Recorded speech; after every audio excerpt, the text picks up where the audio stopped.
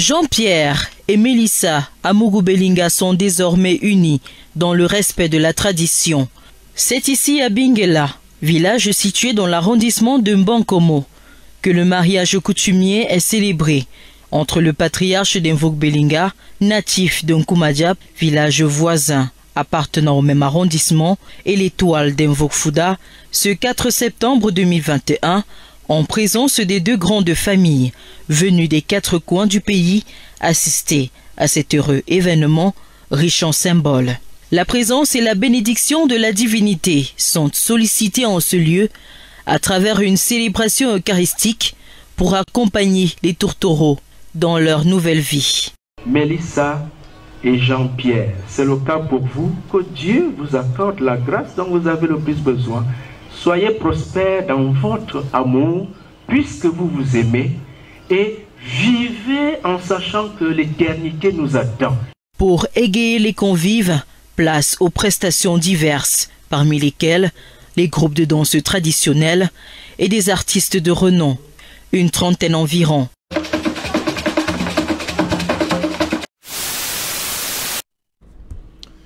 Son image faire le tour de la toile au Cameroun, des Camerounais choqués après l'annonce de cette triste nouvelle, alors qu'elle avait un avenir radieux, cette Camerounaise, 25 ans, Mirabel Lingom, devenue symbole de la diffamation, du cyberharcèlement, accusée injustement d'avoir participé à des ébats sexuels avec le web journaliste Paul Chouta. Après avoir été humiliée, elle a été victime d'agressions et de viols. Cela n'a pas entamé sa détermination à poursuivre en justice les personnes suspectées d'être impliquées dans ces déboires. Victime de menaces de mort, elle a essayé en vain d'échapper à ses bourreaux. Ce lundi matin, elle s'est plainte de violentes douleurs et s'est rendue à l'hôpital de district, à la cité des Palmiers. Alertée, son frère aîné est venu à son chevet et l'a trouvée dans un état extrêmement préoccupant, en pleine convulsion. Elle a rendu l'âme en fin d'après-midi dans des circonstances floues.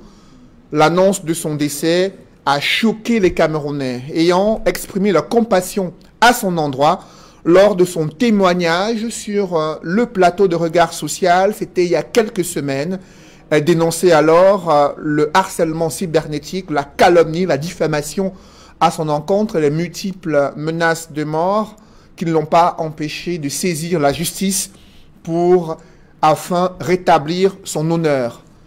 Je vous invite à suivre le témoignage bouleversant de son frère aîné qui revient sur ses derniers instants de vie. Tout a commencé ce matin. J'ai appelé ma petite soeur aux environs de 11 h et elle m'a fait comprendre qu'elle partait se soigner. Et elle m'a dit qu'elle sentait mal au ventre. Étant à l'hôpital, aux environs de 14 h, le médecin m'appelle. Il me fait comprendre que, comme vous voyez là, il faut un membre de votre famille. Et j'ai dit au médecin que moi, je n'étais pas sur place, que j'étais à 21 et que c'était difficile pour moi. Mais le médecin a tellement insisté. Quand il a insisté, bon, je lui ai fait comprendre que, bon, d'accord, bon, j'ai compris, bon, je vais essayer de faire un effort d'y être. Quand le médecin m'a appelé, j'ai entendu comment Mirabel était en train de crier, étant ici à l'hôpital. Elle était en train de crier, elle se tordait de douleur. Bon, quand j'arrive, je trouve Mirabel couchée. Elle était en train d'agoniser. Je la touche, elle ne bavarde pas. Elle était tellement mouillée au point où elle a fait les selles sur elle. Bon, je suis allé vers le médecin. J'ai dit au médecin que ma petite soeur est en train de mourir. Il y avait une dame là à l'intérieur qui était là-dedans. Je ne sais pas si c'est elle qui était chargée pour les urgences. Je suis allé vers elle. Elle était en train de téléphoner. Bon, je lui ai fait comprendre que ma petite soeur est en train de mourir. Elle me dit que bon, tu m'appelles comme ça, tu ne sais pas que je suis au téléphone. Je lui dis que mais tu es au téléphone, ça veut dire quoi? Il y a une personne qui est en train de mourir là-dedans. Au point où elle-même et moi, on s'est chamaillés. Je lui ai fait comprendre que madame, il faut rester tranquille. Moi-même aussi, j'ai été aussi, en tout cas, j'ai aussi travaillé à l'hôpital. Donc, s'il vous plaît, quand je viens vous faire comprendre que j'ai une personne qui est en train d'agoniser, il faut prendre plus soin de ça. Elle s'est mise à me quereller, à me dire La cérémonie traditionnelle proprement dite débute avec la prise de parole d'Invoque Belinga. La raison d'être à Bingela se justifie clairement.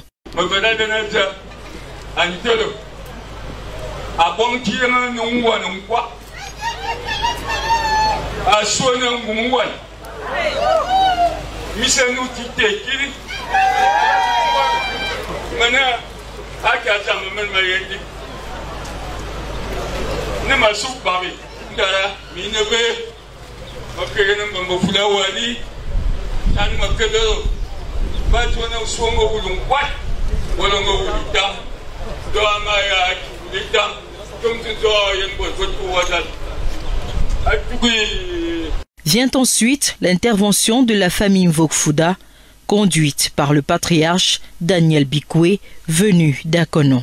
Les échanges entre l'Invoque Belinga et l'Invoque Fouda se déroulent comme la tradition le veut. Aucune étape n'est négligée. Le président du groupe L'Anecdote, Jean-Pierre Amougou Belinga, se soumet volontiers aux exigences de la tradition. La densité des présents offerts à la belle famille témoigne de l'amour qu'il porte à sa dulcinée. Et c'est accompagné de ses sœurs que Melissa et Tundinswe, désormais Amougou Belinga, rejoint son époux.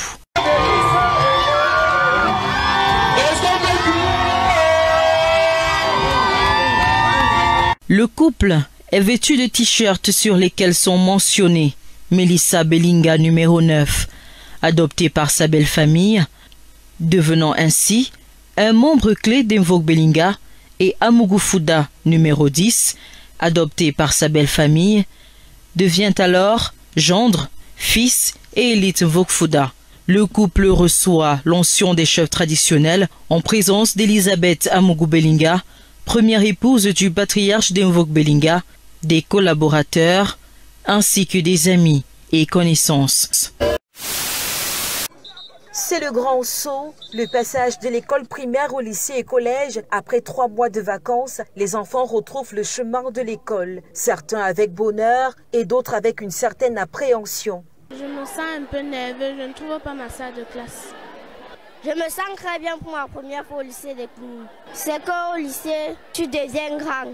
Dans la cour des établissements, l'équipe pédagogique accueille les nouveaux entrants en leur rappelant quelques points du règlement. Pour ce premier jour de rentrée, les parents sont autorisés à accompagner leurs enfants. Après orientation, ils se dirigent dans leur salle de classe. Ce sont plus de 300 élèves qui entrent en 6e dans ce lycée. Cette rentrée s'annonce pour eux plein de changements. De nouvelles classes, de nouveaux professeurs et de nouvelles matières bien différentes de la petite école de l'an dernier. J'ai été bien accueillie, mais je ne trouve toujours pas ma salle de classe. Je ne sais pas, là, il y a la 6e. J'ai été accompagnée par ma mère. Je me suis levée un peu plus tôt que prévu pour venir et je suis arrivée un peu en retard. J'ai choisi la place du devant pour bien prendre mes cours. En classe, le professeur principal donne les instructions nécessaires pour bien démarrer l'année, présentation individuelle, emploi du temps et nouvel environnement à approvisionner. La rentrée en 6e, c'est un signe que l'on est grand, mais aussi, pendant ces 9 mois, on leur appellera toujours les Bleus.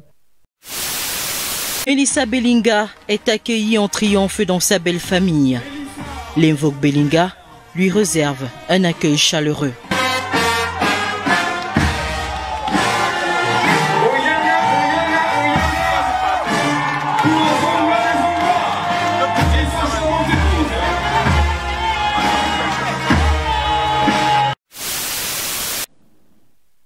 Ce dimanche 5 septembre 2021, la Guinée-Conakry s'est éveillée au bruit des armes, puis s'est plongée dans un silence interrogatif. Rien n'est très clair, sinon que l'on a bien affaire à une tentative de coup d'État, mais que non, pas une tentative, mais un coup d'État. L'inquiétude partit de cette vidéo diffusée par WhatsApp qui montre le président en état d'arrestation. Assis sur un canapé, Andine, pieds nus, Alpha Condé semble stupéfait, mais jette un regard méprisant.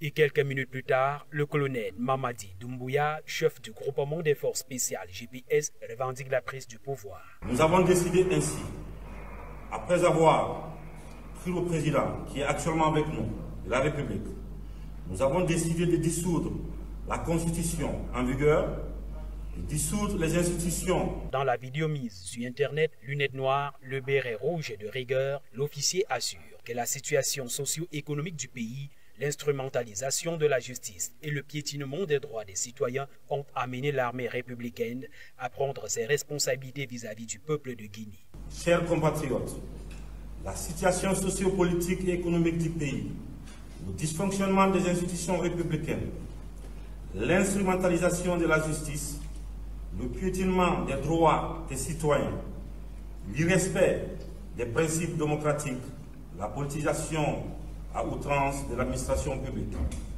la gabegie financière, la pauvreté et la corruption endémique ont émené l'armée républicaine de Guinée à travers le Comité national du rassemblement et du développement, CNRD, à prendre ses responsabilités vis-à-vis du peuple souverain de Guinée. Il a également annoncé la fermeture des frontières terrestres et aériennes du pays ainsi que l'instauration d'un couvre-feu jusqu'à nouvel ordre. Nous avons décidé aussi de dissoudre le gouvernement et la fermeture des frontières terrestres et aériennes.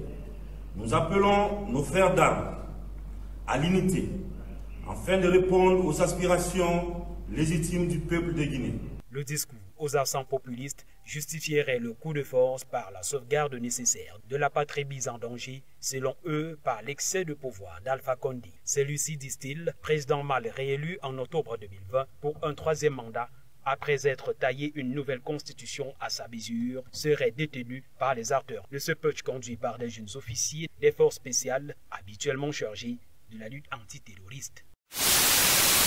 Alpha Condé voit le jour en 1938, précisément le 4 mars, à Boké, en Basse-Guinée. Tedni Dioula, ses parents sont originaires de Bobo Dioulasso. Scolarisé à l'école primaire du centre à Conakry, puis au collège, Alpha Condé part en France à l'âge de 15 ans et poursuit son cursus à Louviers après le lycée Pierre de Fermont de Toulouse. Après un passage à la Sorbonne, Alpha Condé obtient une licence en sociologie puis un diplôme d'études supérieures avant de devenir docteur d'État en droit public à la faculté de droit de l'Université Paris 1. Alpha Condé commence sa carrière en tant qu'enseignant chargé de cours à la faculté de droit et sciences économiques de Paris 1. En 1977, dans la foulée de la rencontre tripartite de réconciliation à Moronvia entre les présidents Sékou Touré, Félix Houphouët-Boigny et Léopold Sédar Senghor, Alpha Condé crée le mouvement national démocratique avec le professeur Alpha Ibrahima Sow, Bayo Khalifa et d'autres membres fondateurs. Le parti subira plusieurs mutations, de la lutte clandestine à la lutte semi-clandestine et enfin à la lutte légale depuis 1991. Il rentre en Guinée à la suite de l'ouverture démocratique des années 90 et prend part à la première élection multipartite du pays en 1993 et perd. Alpha Condé se présente de nouveau à l'élection présidentielle de 1998 puis il est arrêté et emprisonné à la suite d'une tentative d'évasion à la fin du scrutin. Il passe plus de 20 mois en détention. Il annonce la candidature de son parti en février 2010.